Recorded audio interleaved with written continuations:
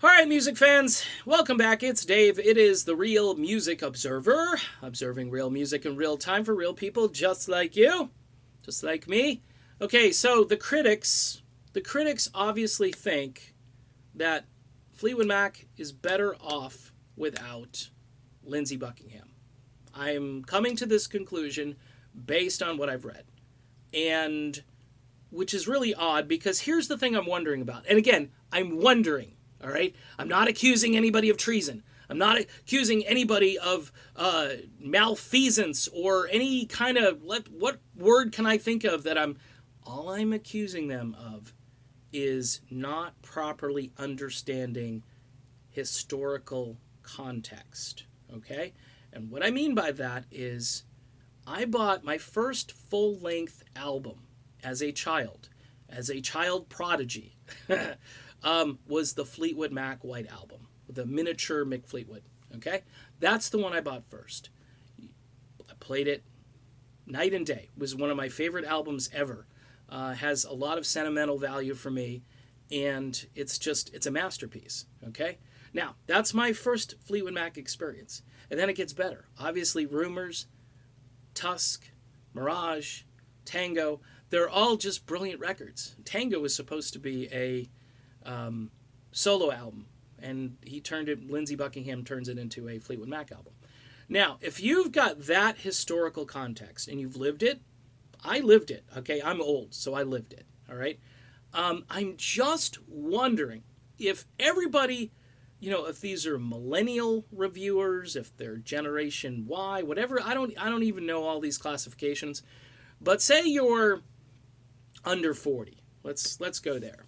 And you're out there and you're reviewing this stuff. Do you have the proper historical context to say, hey, this current version, revitalizes the band, gives them new or fresh energy, is just better, okay?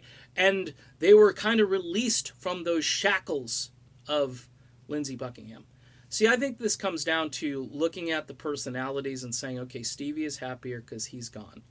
And that makes the band better. But does it, though? Does it really make it better?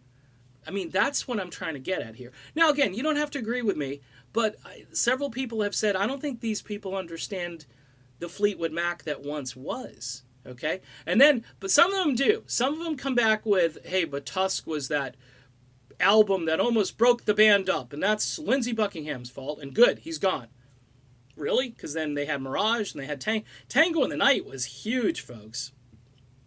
That was a Lindsey Buckingham solo album that they turned into a Fleetwood Mac album, and Big Love is just this monster song. I mean, people forget.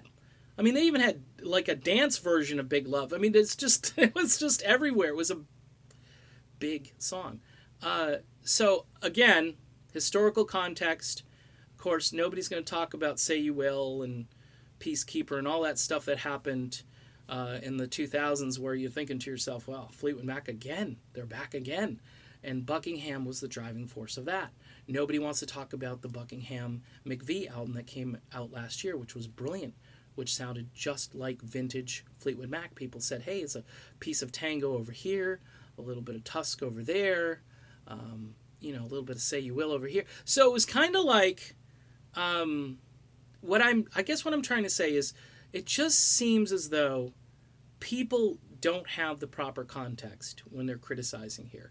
That's what I'm saying, okay? That's the gentlest way of saying it, without saying there's money coming in or there's undue influence coming in or whatever it is, because those accusations apparently send people, even though people reach out to me and say, Dave, you're 100% on this. I can tell you stories, but I got to stay off the record and yada, yada. And if you don't want to believe me that these people reach out to me someday, maybe I should write a book someday. Maybe when these guys, hopefully, I don't know if I'm going to outlive them all, but maybe someday I could say, these are the people I talked to, and this is what they told me. But I'm not doing it now because a lot of them are still out there working, and I'm sure depend on their livelihood and a little bit of obscurity and anonymity.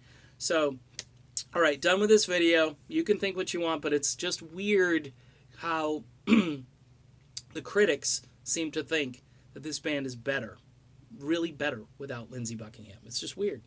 See ya.